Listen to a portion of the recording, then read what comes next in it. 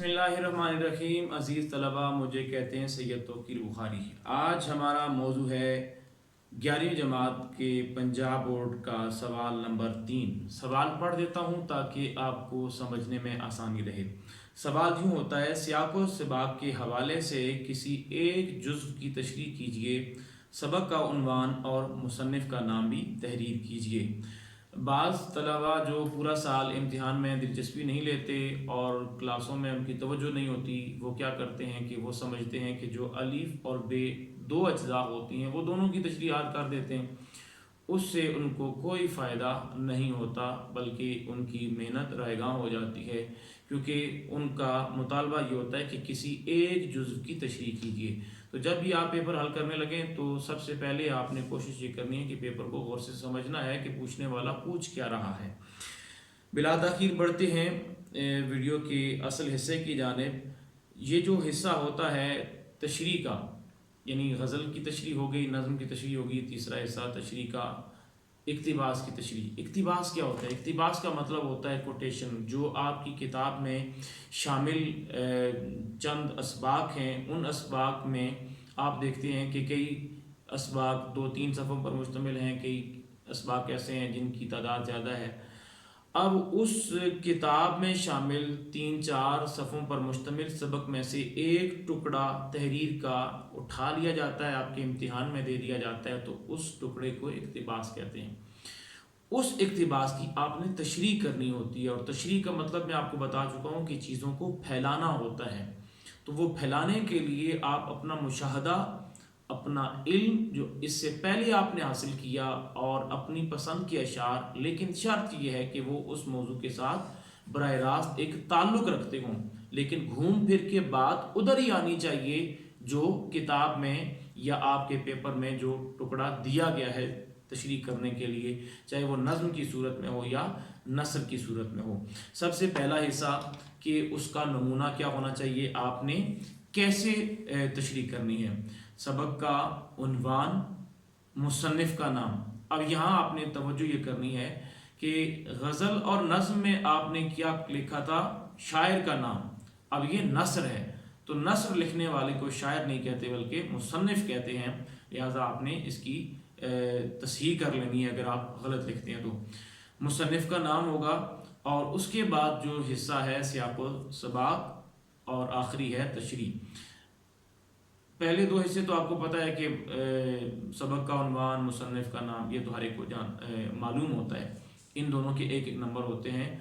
اور دوسرا جو سیاق و سباق والا حصہ ہے، اس کے بارے میں بچوں کو اتنا تو پتہ ہوتا ہے کہ اس کے 3 نمبر ہیں، لیکن یہ نہیں پتہ ہوتا کہ لکھنا کیا ہے اس میں، یہ کیسا ہونا چاہیے، یہ امتحان میں شامل کرنے کا مقصد کیا ہے۔ میں اس کی وضاحت کرتا ہوں، پہلے میں اگلے حصے کی بات کر لوں۔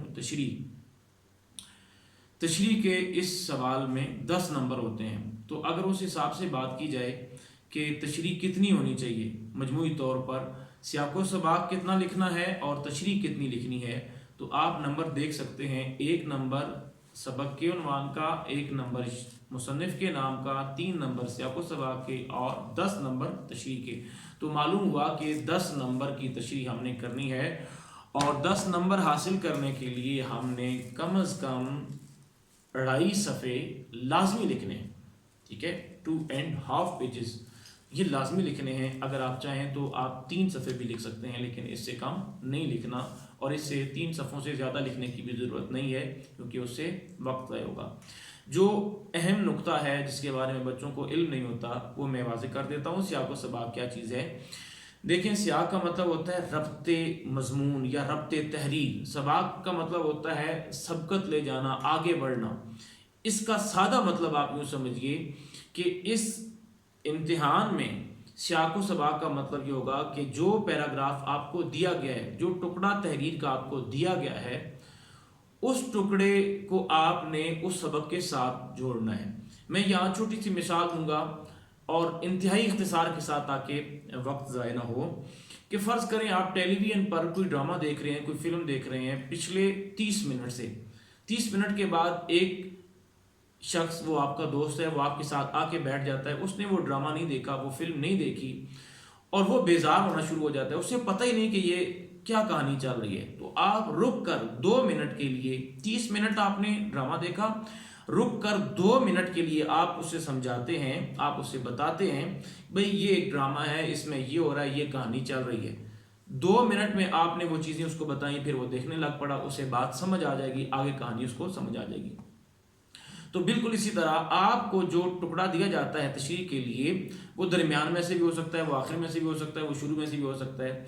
तो आपके ज़िम्मे काम ये है कि आपने उसको उस सबक के साथ जोड़ना है, रब्ते मजमून, रब्ते तहरीर पैदा करना है, ताकि एक ऐसा आदमी जिसे उस पैराग्राफ के बारे में इल्म ही नहीं है, अगर वो पढ़े तो वो सियाको सबाक पढ़ने के बाद उसे पता चल जाए कि ये सबक कौन सा है और ये पैराग्राफ जिसमें ये बात की जा रही है, इससे पहले क्या बात की जा रही थी और इसके बाद क्या बात की। इसमें आप कह सकते हैं कि ज़ेर तशरीह इबारत से पहले मुसन्निफ ने ये बात की है, या मुसन्निफ ने इस मौजू पर बात की है, उसने ये लिखा है। और इसी तरह दूसरा हिस्सा आप कह सकते हैं कि इसके बाद, यानी ज़ेर तशरीह इबारत या ज़ेर तशरीह इक्तिबास के बाद मुसन्निफ ने ये मौजू बयान किया है। सिर्फ कड़ियाँ मिलानी होती हैं ताकि एक ऐसा आदमी जिसने वो इक्तिबास नहीं पढ़ा उसे पूरे सबक के बारे में इख्तिसार के साथ इल्म हो जाए। तो ये बहुत अहम हिस्सा होता है, इसलिए इसको समझना ज़रूरी है। बाद बच्चे क्या करते हैं कि हेडिंग देते हैं, सुर्खी देते हैं, सियाक, और फिर लिखते हैं दूसरी हेडिंग सबाक। इसका कोई फ़ायदा नहीं है। आप सियाको सबाक लिखें और पूरे सबक के हवाले से, यानी उस पैराग्राफ को जोड़ दें कि इस ज़ेर तशरीह इक्तिबास में मुसन्निफ ने इस हवाले से गुफ्तगू की है, ताकि समझ आ जाए। और ये ज़्यादा से ज़्यादा 4-5 सत्रों पर मुश्तमिल होना चाहिए, इससे ज़्यादा नहीं, क्योंकि इसके नंबर ही 3 हैं और 5-6 सत्रों से ज़्यादा आप ये ना लिखें। अलबत्ता तशरीह आपने ज़्यादा लिखनी है।